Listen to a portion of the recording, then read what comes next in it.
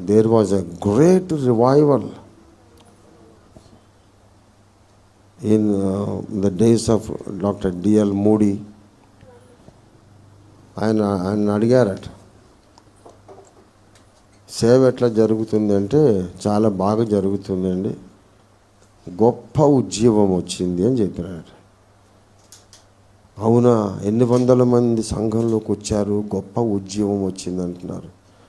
అంటే 100 మంది రాలేదు, ఒక 10 మంది పనికి మాలిన వెళ్ళిపోయారండి, అందుకని గొప్ప ఉద్యమం వచ్చిందని చెప్పారట. ఎందుకంటే ఆ 10 మంది ఉన్నప్పుడు వాడు ఎంతసేపటికి నెగటివ్ మాట్లాడి రాజకీయం చేసి ప్రార్థనలో ఏకాభిప్రాయం ఏకమనసు ఉండేది కాదు. ఆ 10 మంది పోయినప్పటి నుంచి ఈ మిగిలిన 30-40 మంది ఒక్క మనిషి అయినట్టు ఏకీభవించి బలమైన ప్రార్థన చేయడం మొదలుపెట్టారు. దేవునికి స్తోత్రం కలుగును గాక.